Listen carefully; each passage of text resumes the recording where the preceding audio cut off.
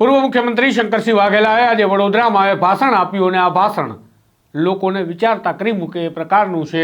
શંકરસિંહે પટેલોને, જૈનોને અને ક્ષત્રિયોને યાદ કર્યા અને ક્ષત્રિયો માટે તો તેમણે ત્યાં સુધી કહ્યું કે શરમ કરવી જોઈએ કે હવે આપણે ભીખ માંગવા જઈએ છીએ. આપણે લોકસભામાં તેનો વિરોધ કરી રહ્યા હતા. તો વિરોધ ખોટો છે કે પછી હવે મંત્રીપદની ભીખ માંગવા જઈએ એ ખોટું છે? જરા તો શરમ કરો.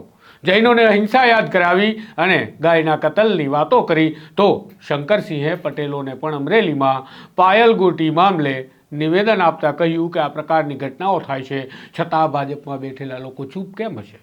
ભારતીય જનતા પાર્ટીના કાર્યકર્તા અને નેતાઓ માટે પણ તેમણે કેટલીક વાત કરી. વિગતે વાત કરીએ અહેવાલમાં. શંકરસિંહે કેવું સ્ફોટક નિવેદન આપ્યું વડોદરામાં.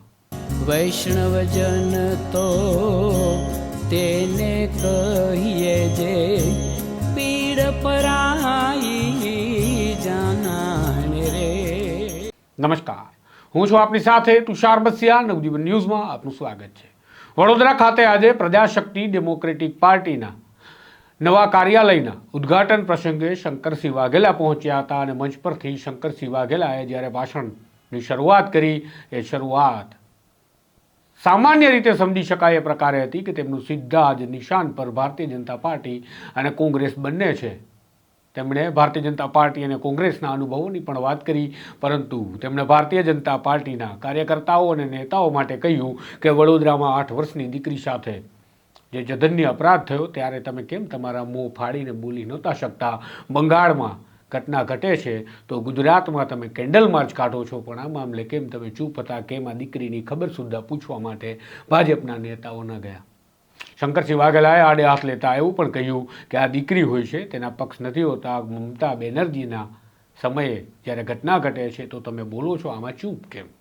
પ્રજાને પણ તેમણે કહ્યું કે તમે ડરો છો શા માટે? તમે જેનાથી ડરો છો તેને તમે બનાવો છો. આ બધી જ બાબતોની વચ્ચે તેમણે વડોદરામાં વધી રહેલા ડ્રગના દૂષણ બાબતે પણ કહ્યું અને તેમણે કહ્યું કે આ વડોદરા ડ્રગ્સની પડીકીનું હબ બની ગયું છે. આ સાથે જ તેમણે ક્ષત્રિય સમાજ, પટેલ સમાજ અને જૈન સમાજને યાદ કરતા કેટલાક નિવેદન આપ્યા. આખું ભાષણ સાંભળો, જેમાં શંકરસિંહ વાઘેલાએ ભાજપ કોંગ્રેસ બંનેને આડે હાથ લેવાની સાથે નાગરિકો અને ભારતીય જનતા પાર્ટીના કાર્યકર્તાઓને પણ આડે હાથ લઈ નાખ્યા અને સામાજિક રીતે જે આગેવાન બની અને બેઠા હોય છે તેમને પણ આડે હાથ લઈ લીધા. કાર્યાલયના ઉદ્ઘાટન માટે આવ્યા છીએ, લાંબા ભાષણ માટે નહીં. વડોદરા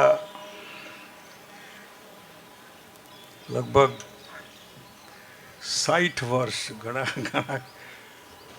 60 વર્ષ પહેલાં હું 12 મહિના યુનિવર્સિટી કેમ્પસમાં અને 76-77માં 6 મહિના વડોદરાની જેલમાં, 1.5 વર્ષ સતત વડોદરાને માણ્યું છે. એવા વડોદરા બહુ મોટું નામ, સયાજીરાવ ગાયકવાડ ત્રીજા, એમના માટે કાગળ લાવજો. આપણે બધાને વાંધો ન હોય તો અમદાવાદનું international airport Devegowda prime minister હતા, એવાને આનંદ આવ્યા હતા કરમસદ, અને મને થયું કે જો ભારત સરકાર અમદાવાદના એરપોર્ટને સરદાર વલ્લભભાઈ પટેલ ઇન્ટરનેશનલ એરપોર્ટ આવું નામ આપે તો સારું. તાત્કાલિક કેબિનેટે ઠરાવ કરીને વડાપ્રધાનને મોકલી આપ્યો. વડાપ્રધાનશ્રીએ તાત્કાલિક નામની સહમતિ લીધી કેબિનેટની, અને અમદાવાદ એરપોર્ટમાં આ નામની તકતી લગાવવા માટે પોતે એરપોર્ટ પર અમદાવાદ આવશે એવી જાહેરાત કરેલી, ને આવ્યા પણ ખરા. જે સરદાર સાહેબની બહુ મોટી દુનિયાભરમાં ઊંચી પ્રતિમા કેવડિયા બનાવી છે, એવા આજની સરકારના અનુયાયીઓ બહેનો હતા એ બ્લાઉઝમાં કાળા કબજામાં કાળું કપડું ભરીને વિરોધ કરવા માટે બતાવવાના અને ચાવવાના જે જુદું સ્ટેન્ડર્ડ છે. તમે સરદાર સાહેબને પ્રેમ કરો છો કે નફરત કરો છો? પ્રેમ કરીએ. તો આ નામનો વિરોધ હું કામ કર્યો? એટલે કે એવું જ આજે અહીં આપણું વડોદરું, એનું નામ ભારત સરકારને આપણે વિનંતી કરીએ ને હું ડૉક્ટર સાહેબને કહીશ કે સરસ મજાનું ડ્રાફ્ટિંગ કરીને ત્યાં વડાપ્રધાનશ્રીને મોકલી આપે કે આજ રોજ ડૉક્ટર રાઠોડ સાહેબની અધ્યક્ષતામાં મળેલી આ મિટિંગ, એ ગુજરાતની સંસ્કાર નગરી જેને બિરુદ મળેલું છે, વિશ્વ કક્ષાની યુનિવર્સિટી, MS યુનિવર્સિટી, સામાન્ય જન સુધી શિક્ષણ, આરોગ્ય, પાણી, એની વ્યવસ્થા, કલા, વિજ્ઞાન, સુરસાગર, બાગ, બગીચા, મ્યુઝિયમ, દુનિયાભરનું ઘણું કહી શકાય. મહર્ષિ અરવિંદ, આંબેડકર સાહેબ, પ્રેમાનંદજી, ખૂબ ઘણું કહી શકાય. ટી માધવરાવ, એવા પ્રજાને પ્રિય એવા જ એ વખતના રાજવી સયાજીરાવ ત્રીજા, એમના નામનું નામાભિધિકરણ ભારત સરકાર કરે અને વડોદરાના ઇન્ટરનેશનલ એરપોર્ટને ગાયકવાડ સરકારનું નામ આપે એવો આપણે ઠરાવ કરીએ છીએ. આભાર. અહીં ઉંમરના બધા હિસાબ ગણવા માંડ્યા, એ આપણા હાથમાં નથી. ટક ટક ટક ટક જે જાય એ પાછું નથી આવવાનું. પરંતુ જાહેર જીવનમાં પડ્યા હોય અને જાહેર જીવનમાં પોતાના માટે નહીં, અંગ્રેજીમાં પબ્લિક લાઈફ કહે છે, પબ્લિક લાઈફમાં છે, એનો અર્થ કે તમે પ્રજા માટે આમાં પડ્યા છો. હવે એમાં પડ્યા પછી જે અનુભવો, સદભાગ્યે કમભાગ્યે મને એક એક અનુભવ જાતે, એટલે એમાં બીજા કોઈના સર્ટિફિકેટની જરૂર નહીં, અને અનુભવ જાતે લેવો પડતો હોય છે, એમાં વર્ષો લાગતા હોય છે. મારી લગભગ 50 વર્ષ કરતાં વધારે જાહેર જીવન અને શરૂઆત 9મા ધોરણથી સેવાદર, વાદળી ચડદી, અને એના પછી RSS ખાખી ચડદી, અત્યારે પાટલું લાવી ગયું, પછી જનસંઘ, પછી જનતા પાર્ટી, પછી ભારતીય જનતા પાર્ટી, આ બધામાં પાર્ટીઓની મેચ ફિક્સિંગ હું વડોદરા શહેરને ડાયજેસ્ટ કરે માટે કહું છું કે પક્ષના કહેવાતા હાઈકમાન્ડના લોકો ચીટર હોય છે, જુઠ્ઠા હોય છે, ફરેબી હોય છે અને પાર્ટીને તોડવાવાળા હોય છે, અને સામેની પાર્ટીને નફ્ફટ થઈને જીતાડવામાં મદદ કરનારા હોય છે. હું પોતે બંને પક્ષોમાં, બીજેપી અને કોંગ્રેસ, મને એમ થાય કે તમે ભાજપમાં શાના માટે છો? કેશુભાઈ પટેલ જો રાજ્યના મુખ્યમંત્રી બીજેપીના હોય ને એનું ભૂંડું દેખાડવા માટે 3 બાય ઇલેક્શન વિધાનસભાના આવતા હોય ને એમાં અહીં દર્શુક પ્રજાપતિ જીતે, નરહરી સાબરમતીમાંથી કોંગ્રેસમાંથી જીતે, ત્રીજી પણ સીટ આ બીજેપીના લોકો મળીને કાવતરું કરે કેશુભાઈનું ખરાબ દેખાડવા, બીજેપીને હરાવવા, બીજેપીમાં રહીને. તમે આમાં મૂકા પડ્યા છો? તમે કોને છેતરો છો? એવું કોંગ્રેસ. હું આ ટીકા નથી કહેતો, વીતેલું તમને કહું તો હું કામ આ પીપલ પાવર લઈને હું કામ નીકળ્યો છું? અત્યારે તમે ફરિયાદ કરો છો, સરકાર ડરાવે છે. તમે તો સરકાર બનાવો છો. જે સરકાર બનાવવા એમાં ડર શેના માટે? ડર હોય તો સરકાર રવા દો ને, ન બનાવો. પણ આ સમજણ નથી પડતી મતદારની માનસિકતા. ઘણી બધી બહેનો છે આ વખતે. તમે કોને ફરિયાદ કરો છો? સરકારનો ડર લાગે, સરકારનો ભય લાગે, સરકાર અમને ડરાવે. તમે તો સરકાર બનાવો છો, તો ના બનાવો ને. તમારા બનાવેલા તમને ડરાવે. આ નેતા બીજેપીના કે કોંગ્રેસના કોઈ પણ નેતા પબ્લિકે મત આપ્યા તો નેતા થયા ને, તો એમએલએ MP મિનિસ્ટર હાના, અને એની ફરિયાદ તમને. તો ફરિયાદ હોય તો તમે ફરિયાદ કરો એ ખોટું છે, યા તમે મત આપો છો એ ખોટું છે. કાં તમે જેને મોટો બનાવો છો એના વિરુદ્ધમાં ફરિયાદ નહીં કરો, અને ફરિયાદ કરો તો એને મોટો નહીં બનાવો. કોંગ્રેસમાં હું ગોધરા લોકસભામાં એમાં રીસર પકડાયા લોકો કે એવી રાજ્યસભાની સીટ જે હતી, બીજેપીએ થોડા કોંગ્રેસના ધારાસભ્યોને તોડ્યા. ધાર્યું હોત તો એક મત વધારે તોડી શકત. રાત્રે ઇલેક્શન કમિશનને ખોલાવવું. આખા દેશના જે પોલિટિશિયન, જેના હાથમાં દેશ અને આપણે બધા હોઈએ છે, એના કહું છું, રાત્રે ઇલેક્શન કમિશન ખોલાવ્યું ખોટું કરવા માટે. અમે કહીએ એવું તમારે ચુકાદો આપવાનો. એક MLA અહીં હોય, આટલા રૂપિયા તો અહીં મત, હિસાબ સાથે તમે કોંગ્રેસ પાર્ટીના રાજ્યસભાના ઉમેદવારને હરાવવા નીકળ્યા છો, કોંગ્રેસના ધારાસભ્યો તોડ્યા, અને તમે જીતાડવા પણ નીકળ્યા છો. અને જીતાડવાના બી તમારે, તમે હરાવવાના તમે ખોટા આવ્યા, તમે જીતાડો છો એ ખોટું છે. આમાં સાચું શું? આ જોયા પછી એમ થાય કે પ્રજાને તો આમાં ક્યાંય કંઈ છે જ નહીં હિસાબ કિતાબ. આમાં એનો નાગરિક, એનો મતદાર, એની બહેનો દુઃખી, ભાઈઓ દુઃખી, બેકાર કોઈ આપઘાત કરે, ખેડૂતો હા ના, બીજા ત્રીજા, મારું તરભાણું ભરો.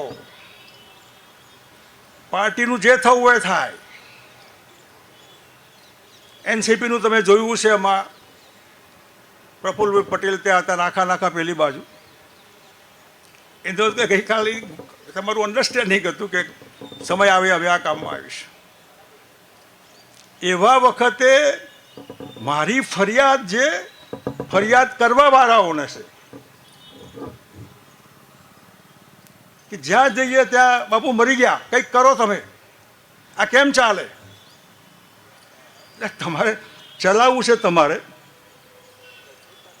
આપણે ચલાવીએ છે. બીજેપી 30 વર્ષથી ગુજરાતમાં, 30 વર્ષ, આખી પેઢી પૂરી થઈ ગઈ. તો આપણે ખોટા છીએ એ આપણી ફરિયાદ ખોટી છે. પ્રેમથી ઉપર દર વિધાનસભા, લોકસભા મજા કરો, મજા કરો, મજા કરો. અને આ બધામાં દાખલા તરીકે જૈન કોમ્યુનિટી અહિંસાના આખું વળી ગયેલું જીવનમાં. એ એક પાર્ટી જૈન ધર્મમાં એવું ભાષણ કરે કે દિલ્હીની સરકાર પિંક રિવોલ્યુશન એટલે મટનનું વેપાર, એમાં આખી દુનિયામાં એક્સપોર્ટમાં પિંક રિવોલ્યુશનવાળા, આવું મારે જૈનોમાં ભાષણ કરવું કે હામી પાર્ટીવાળા ગાયો કાપવાવાળા છે, ત્યાં મત નહીં આપતા. બધા મહારાજ સાહેબો આમ કરી હા. હવે એ પત્યા પછી, એ પાર્ટીનું રાજ આવ્યા પછી પિંક રિવોલ્યુશનમાં નંબર 1 ગાયો કતલ કરવાની, ગાયો કાપે એવા કારખાનાનું ડોનેશન લેવાનું, રૂપિયા 200, 400, 500 કરોડ રૂપિયા પાર્ટી ફંડમાં ગાયો કપાવવાની. તો એ જૈનો એ વખત ક્યાં ગયા કે આ ગાયો કઈ ગાયો? ગાય કોંગ્રેસની કે ગાય ભાજપની એવી હોય કે ગાય હોય? કોંગ્રેસની ગાય કપાય તો તમને તકલીફ છે, તો ભાજપની ગાય કપાય એમાં કેમ તકલીફ નથી પડતી? તમે કોને આંધળા થઈને વર્ગી પડ્યા છો? આ વોટ બનાવો છો લોકોને? અહિંસાના પૂજારી હોય તો કહી દો કે એક બી ગાય નહીં કપાવી જોઈએ. તમારે ગાયો કાપવાવાળાના ડોનેશન ન લેવાય. અમારા ક્ષત્રિયો લોકસભાના ઇલેક્શનમાં બીજેપીનો વિરોધ કર્યો અને પોતાના સમાજના લોકોને ભાજપ સરકાર મંત્રી બનાવવા માટે ભીખ માગવા ગયા. તો તમે વિરોધ કરો એ ખોટો હતો. તમે આ ભીખ માગો છો એ ખોટું છે. તમને શરમ નથી આવતી? કરોડરજ્જુ વગરના માણસો આપણે દુઃખી થઈએ છીએ. એ દુઃખી થવાનું મૂળ કારણ આપણે જ છીએ. અને આપણે આગેવાન જેને માનીએ છીએ જે બનાવટી ડુપ્લિકેટ લોકો, જેમાં આ એક સમાજ કીધું, આ બીજો સમાજ ટ્રાઇબલ સમાજ, એ લોકો વનવાસી જંગલમાં રહેતા હોય એવું આજે પણ વલણ, તો પણ એ બરાબર. પટેલ સમાજ, અમરેલીમાં પેલી બેનને પટેલની દીકરી કોઈ પણ સમાજની હોય, ખાલી ટાઈપમાં ભૂલ કરી, ભૂલ એટલે એને કીધું એના સાહેબે, એ એને કર્યું ને રાત્રે 2 વાગે ઉઠીને એનો વરઘોડો કાઢવાનો. તો એ તમારે મત આપવાના, તો એ ભાજપવાળા હોય તમારે મોઢું નહીં ફાડવાનું. કોઈ બેન ઉપર રેપ થાય, બળાત્કારી હોય, જેને પથરા મારવાના હોય, એને જ્યારે કોઈ પાર્ટી ખેસ પહેરાવે, ટોપી પહેરાવે, ફૂલવાળા પહેરાવે, પગે લાગવાનું કે પથરા મારવાના? મને સમજાવો તો ખરા. આપણે કઈ દુનિયામાં જીવીએ છીએ? કેટલી દીકરીઓ હોય, હમણાં પેલી દીકરી VSમાં ઝઘડિયાની બેન, ઝારખંડની ક્યાંકની હતી, એની ખબર કાઢવા નહીં જવાનું. અને મમતા બેનર્જીમાં જે કોઈ બેનને કંઈ થયું હોય તો આખા દેશમાં તમારે મીણબત્તીઓ હળગાવવાની. તમારા રાજ્યમાં રોજ થાય છે આવું. દર વર્ષે કેટલીય બહેનોનું બળાત્કાર થાય, કેટલી બહેનોની સલામતી નથી હોતી, બહેનોનું શોષણ થાય છે. એ આંગણવાડીવાળી બેન હોય, બીજી બેન હોય, સરકારી કર્મચારી હોય, ત્રીજી હોય, ગમે તે. આ શું છે? તો મમતાબેન બીજા પક્ષની છે માટે એનો વિરોધ? તમારા રાજ્યમાં થાય વિરોધ નહીં કરવાનો? કયું સ્ટેન્ડર્ડ છે આ તમારું? તમે શેના માટે પબ્લિક લાઈફમાં પડ્યા છો? આવો પક્ષાપક્ષી બેનના બળાત્કારમાં પક્ષાપક્ષી ક્યાં જઈને ટકવાનું છે? અને એટલે આ બધામાં હું કોઈ ભાજપવાળો હોય એને બી કહું છું, તો શેના માટે તું પડ્યો છે આમાં? સાચું હોય તારું મોં નથી ફાટતું? વડોદરામાં ગરબડ થાય તો બોલાય નહીં તારાથી? કાં ના કરાય? એટલે આપણને લાગે કે જાહેર જીવનમાં હરહરતો અન્યાય અને અંદર રહીને વિરોધ કરવાનો, પણ બહાર બોલવાનું નહીં, કંઈ ચાલે નહીં. તો તમે બળાત્કારીઓને, ગુંડાઓને, લોકોને લૂંટવાવાળા લોકોને ટોપી પહેરાવો ને ખેસ પહેરાવો. તો શા માટે, કયા સિદ્ધાંત નીતિ માટે ભાજપમાં પડ્યા છો? શું લેવા ભાજપમાં પડ્યા છે? વડોદરા આખું ડૂબી ગયું એમ કયા ચાલે? ભયંકર કરપ્શન. આવું શહેર હોય? મગરની બીક, રાત્રે ઊંઘ બી ના આવે, ક્યારે મગર ખચી જાય ખબર ના પડે. એ વિચાર તો કરો. આ MS યુનિવર્સિટી 50,000 વિદ્યાર્થીઓનો સમૂહ નીકળતો હોય 3-4 વર્ષે. 50,000 કેટલી પડી ગયો? વડોદરા હબ બન્યું છે. હબ. વડોદરા ડ્રગની પડીકીઓનું હબ બન્યું છે.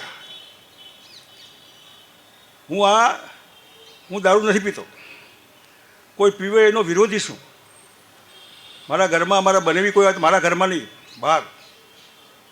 અને મારા પરિવારમાં કોઈ ન પીતું હોય, તો ગુજરાત મારું પરિવાર હોય, તો એ કોઈ પીવે મને ન ગમે.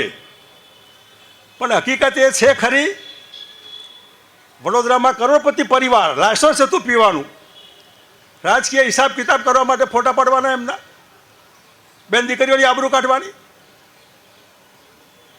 અને આ સફર ના હોય તો બંધ કરો ને. જે કાયદો અમલમાં જ ન હોય તો શાના માટે કાયદો રાખો? કાઢી નાખો ને તમે. લોકોના ગજવા ભરવા માટે, ખોટું પીવા માટે. એકલા ભરૂચ જિલ્લામાં 9-10 હજાર વિધવા બહેનો, ભરૂચ જિલ્લામાં 10,000 કરતાં વધારે, 30 વર્ષથી નીચેની, 2 છોકરાની માં, 30 વર્ષથી નીચેની દીકરીઓ આવું ખોટું પીને એનો ધણી મરી ગયો. મને શું કરશો કહો તમે? તો બહેનો કહેશે કે એ ગમે તે રીતે પીવાનો હોય તો સારું પીવે એવું કરો ને. અમે તો વિધવા થઈ ગયા ખોટું પીપીને. ક્યાં લઈ જવાનું છે ગુજરાતને? પક્ષ હોય અને પક્ષને હું ઘરથુથીથી આ બધા પક્ષોને ગળથુથીમાંથી ઓળખું છું, દાયણ છું એમની. એટલે આપણને એમ થાય કે હા, અને માટે મને એમ થાય છે કે ક્યાંય ભાઈ કોઈનો આત્મા આમ જાગે, અંદર કંઈક થાય, ક્યાંક થોડું આવું ટચ થઈ થાય તો અંદર કંઈ કરોડરજ્જુ હોય તો માણસ સીધો ઊભો રહે. પણ કરોડરજ્જુ સાષ્ટાંગ દંડવત તમારા સ્વાર્થ માટે, તમે જાહેર જીવનમાં તમારા સ્વાર્થ માટે કે પબ્લિકના ભલા માટે, પ્રજાના ભલા માટે કે તમારા ભલા માટે? અત્યારે ક્યાંય પ્રજા નામની વસ્તુ, પબ્લિક નામની વસ્તુ ક્યાંય નથી. તમે ગાંધીનગર જાઓ, દિલ્હી જાઓ, કોઈ તમને પૂછશે, કોઈ બોલાવશે નહીં. જે તમારા લીધે બધા બેઠા છે મોટા સાહેબો, એને તમે કગરીને મરી જાઓ તો એ તમારા સામે કોઈ નથી જોતા. અને ઇલેક્શન આવે ત્યારે તમને ઊંઘવા નહીં દે. બા બાપા હા બીજું દીધું. એવા ઠેકાણે એક એક એક શૂન્યાવકાશ, પોલિટિકલ વેક્યુમ જેને કહેવાય, શૂન્યાવકાશમાં ઘર પકડીને બેસી રહો, કોઈ કહેવાનું નથી. અને આવી રીતે ક્યાંક જેમ ગાંધીજીની કથા ખબર છે બધાને, ટિકિટ હતી તોય ઉતારી મૂક્યા એમને દક્ષિણ આફ્રિકામાં, અંગ્રેજ કે હું તારો સાહેબ છું, અને એને અહીં ચોટ લાગ્યું કલોજામાં. મહાત્મા ગાંધી એમને એમ નથી થયા. એને લાગ્યું કે હું ગુલામ દેશનો નાગરિક છું, અંગ્રેજોનો ગુલામ છું, માટે મને મારી ટિકિટ ફર્સ્ટ ક્લાસની રેલવેના ડબ્બામાં હતી તો પણ અંગ્રેજ સાહેબે મને ઉતારી મૂક્યો, તો હું અંગ્રેજોને મારા દેશ ભારતમાંથી ઉતારી મૂકું. એમ લઈને આવ્યા. ને એ 1947 15મી ઓગસ્ટ લખીને નહોતા લાવ્યા. અને એના માટે આખો દેશ એ વખતે 35 કરોડ માની લ્યો હતા, તો 35 કરોડ એક્ટિવ નહોતા, 1 કરોડ પણ એક્ટિવ નહોતા. ઇમરજન્સી જેવું ઇમરજન્સી ગયું એમાં પણ 1 લાખ કરતાં થોડા વધારે જેલમાં હતા, 1 લાખ કરતાં ખાલી. ગાંધીજીએ યાત્રા કાઢી, દાંડી યાત્રા, 100 લોકો નહોતા. એટલે જ્યારે ચક્ર ફરતું હશે ત્યારે એકલા મોહનદાસ કરમચંદ ગાંધી એ ગામડે ગામડે ફરીને જ્યાં ટચ થઈ જાય ક્લિક, અને હું લાલ બહાદુર શાસ્ત્રી કે પાકિસ્તાનના યુદ્ધ વખતે જે અમેરિકાએ કીધું તમને ઘઉં નહીં આપીએ, લાલ ઘઉં ખાતા આપણે, એમને કીધું કે મિસ મંડે મિલ, તમે સોમવારનું બપોરનું ખાણું છોડી દો. લાલ બહાદુર શાસ્ત્રીએ આપણને પત્ર નહોતો લખ્યો. હું એક ઠેકાણે હતો ને મારા એક સાહેબ કહે કે આજે તો સોમવાર છે, શાસ્ત્રીજીનું 1 ટાણું. એને લાલ બહાદુર શાસ્ત્રીએ ફોન નહોતો કર્યો, એને અપીલ સાંભળેલી કે ઘઉં નથી, સોમવારે ખાવાનું છોડી દો. એ માણસે બપોરે જમવાનું છોડ્યું. એક નહીં, કરોડો લોકોએ અપીલ. આ અપીલ જે વસ્તુ છે ને, એ સામો માણસ કેવો છે, શું છે, એ બધું જોયા પછી લાગે કે ભાઈ આ બરાબર વાત છે. એમ આજે અમે તમને કહેવા માગીએ છીએ, તમને બીજેપીનો હવાજ પૂરો થઈ ગયો હોય, તમને આટલે આવી ગયા હોય, અને જો ડર રાખતા હોય માટે નીડર બનો એવું આપણે કહીએ, નિર્ભય બનો. મોરારજીભાઈએ ઇમરજન્સીમાં નિર્ભય બનો શબ્દ કીધેલો. અને ભય હતો રાખવાનો, એવું હું છુપાવવાનું છે. જેને કોઈનાથી કંઈ છુપાવવાનું ન હોય એને કોઈના બાપની સાડા બહાર રાખવાની જરૂર નહીં. આપણે કંઈ છુપાવવાનું નથી, અને થાય કરીને જે થાય કરીએ. બધાને આવું ન હોય, પણ બહુ ડરવાથી પતી જશે. શાહમૃગ રેતીમાં માથું નાખવાથી ભય દૂર થાય છે, આવું માનવાની જરૂર નહીં. શાહમૃગ વૃત્તિ છોડવી જોઈએ. અને માની લો કોઈક ડકામાં છે, ક્યાં ચિન્ના શોકા છે બધા, હામાં ક્યાં ચોખા છે? જે અંદર હોય બધા જે ડરતા હોય છે, ડરે એ બી કહે ને એમને કે તમે ક્યાં ચિન્ના શોકાર છો. એટલે આવી રીતે જે જાહેર જીવન લગભગ 75 વર્ષ આઝાદીને ટક ટક કરતાં કરતાં એમને એમ નથી આવી. પક્ષો આવ્યા ગયા, નેતાઓ આવ્યા ગયા, લોકશાહી રહેશે કે નહીં એના ઉપર પ્રશ્નાર્થ. અને રોજ નવું નવું એવું જાણવા મળે જે આપણને વિચિત્ર લાગે. વિચિત્ર એવું લાગે કે આપણી મહેરબાનીથી બદલેલી આ સરકારે આપણી સામે એટલે જો તમારે સહેજ પણ કોઈની સાડાબારી વગર કોઈ એવો ભય હોય તો ભય કાઢી નાખીને લીડર બનો ને લીડર પણ બનો. પ્રજામાં જે ખૂટે છે જે ચીપ સસ્તા લોકો, ચીટર લોકોથી ઘણું નુકસાન થાય છે. અમારી બી ક્યાંક ભૂલ થઈ જાય એવો માણસ ક્યાંક હોય તો તમે ધ્યાન દોરજો, સાઈડ કરી દઈશું. અને આને આગળ ના પ્રજાના કન્ઝપ્શન માટે એને ન મુકાય. જે ખોટો માણસ હોય એને પ્રજાના ઉપભોગ માટે એને ન મુકાય, સાઈડમાં મૂકી દેવાય. સાઈડમાં જો ધીરે ધીરે. પણ જે રીતે લોકો દુઃખી છે અત્યારે, અહીં ઘણા બધા બહેનો છે, સૌથી વધારે દુઃખી માનવ જાતમાં તો મહિલા છે. એને માનો રોલ, સાસુનો રોલ, નણંદનો રોલ, જેઠાનો રોલ, વહુનો રોલ, બાળકોની માના રોલ તો કલ્પના બહારનો હોય. હવે એ હસતા મોઢે ઘરમાં પૂરું બાળકોને જમવાનું હોય ન હોય, તોફાની હોય, ધમાલ કરતા હોય, હા ના બીજું ત્રીજું, સાસુ સસરા ઉંમરલાયક હોય, બીજા હોય, ત્રીજા હોય, આ બધાનું બફાર બનીને સાચી મા બનીને છે એ માતૃશક્તિ, સ્ત્રી શક્તિ, એને એકદમ પૂરેપૂરી આઝાદી અને પૂરેપૂરી તાકાતવાર બનાવવી જોઈએ. સરપંચો બહેનો હતી ત્યાં મેં તલાટી બેન ભરતી કરી કે એનો ભાઈ તલાટી હોય, જેઠ તલાટી હોય તો એ બેન બાજુમાં બેસીને વાત નહીં કરી શકે, જેઠાણી તલાટી બનાવો. તાલુકા પંચાયતની પ્રમુખ બહેન હતી ત્યાં, ટીડીઓ બહેન. અને બહેનોનું કોઓપરેટિવમાં રિઝર્વેશન. અને આજે પણ હું એ મતનો છું કે સૌથી વધારે લિબરલી તમે બહેનોને જો તમે વહીવટમાં ભાગીદાર બનાવશો, કરપ્શનમાં પણ કંટ્રોલ આવશે, માનું મમત્વ એમાં આવશે, સહનશક્તિ આવશે, બીજાની પીડાની અનુભૂતિ એમાં થશે. એવી બહેનો તમે, હું ઈચ્છું કે તમે પણ રાજકારણમાં એક્ટિવ થાઓ. રાજકારણ ખરાબ નથી. હું એક દાખલો બધે આપતો હોઉં છું. જે સુમિત્રા મહાજન સ્પીકર હતા આપણા, ઇન્દોરથી પાર્લામેન્ટમાં જીતતા હતા. બધી બહેનોની બેન્ચ હતી, એમાં હું બી વચમાં હતો.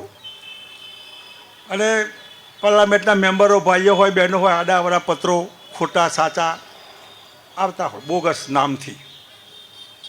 એટલે મેં એમને કીધું કે સુમિત્રાજી આપકા પ્રેમ પત્ર મિલા હમકો, ઓ આપ તક પહોંચ ગયા. પછી એને કીધું એ હું આ બહેનોને કહું છું કે હું જાહેર જીવનમાં પડી, MP થઈ એ પહેલાં મેં મારા સાસુ અને મારા પતિ આ બે લોકોની મેં રજા લીધેલી. તમને બંનેને જો મારામાં વિશ્વાસ હોય, જ્યાં સુમિત્રા અમને વાંધો નથી, રાત્રે 12 વાગે આવીશ, જીપમાં કોઈ ભાઈની બાજુમાં બેઠેલી હઈશ, ક્યાંક મોડું પણ થઈ જાય, એવા ઠેકાણે તમે એમ કહો કેમ મોડું થયું, તો મારે આમાં પડવું નથી. કે સુમિત્રા મહાજનના સાસુ ને એમના પતિએ એમને છૂટ આપી, જા તું, અમને તારામાં પૂરો વિશ્વાસ છે. જયવંતીબેન મહેતા ગુજરાતી મુંબઈમાં હતા. હું એમને રાત્રે 10-11 વાગે ઇલેક્શનમાં જીપ પર આગલી સીટમાં બેસે. આપણને એમ થાય કે આ મુંબઈની બહેન આટલી હિંમતથી. એટલે આ હિંમત સાથે, આ સ્પિરિટ સાથે કે હું જે છું જાણે ભાઈ, મારા ઘરના લોકોને વાંધો જેને જે કહેવું હોય કે આપણે આ પ્રમાણે આટલું ક્લિયર હોય તો હું ઈચ્છું કે તમે પણ જાહેર જીવનમાં આવો, એક્ટિવલી આવો. અને જે રીતે આ વીતવાનું જે આવે છે મોંઘવારીનું, બેકારીનું, એ માના ભાગમાં આવે છે. મોંઘવારી બહેનો સહન કરે છે. બેકારી હોય તો દીકરો કે દીકરી એની માને કહેશે, એટલે બાપા તો નહીં કહે, માને પહેલું કે માં ક્યાંક નોકરીનું કરે. એવા ઠેકાણે આપ સારી સંખ્યામાં આવ્યા છો, આપનો આભાર માનું છું. અને અહીં કાર્યાલય ચાલુ રહે એ પ્રમાણે કોકને રાખજો. અને જે હોય એ હસીને બોલાવે. દિવેલ પીધું હોય એવું મોઢું રાખીને કોક ક્યાંથી આવ્યું તો પાછું નહીં આવે. કોઈ આવે તમારી પાસે, કોઈ કામ હશે માટે આવે, એને સાંભળો, સમજો, યોગ્ય થાય ભલામણ, ન થાય તો કંઈ નહીં, પણ એને નિગ્લેક્ટ નહીં કરો, એને સાંભળો, કમસે કમ બોલાવો, બેસાડો. અહીં ફરી પાછું મળવાનું થશે.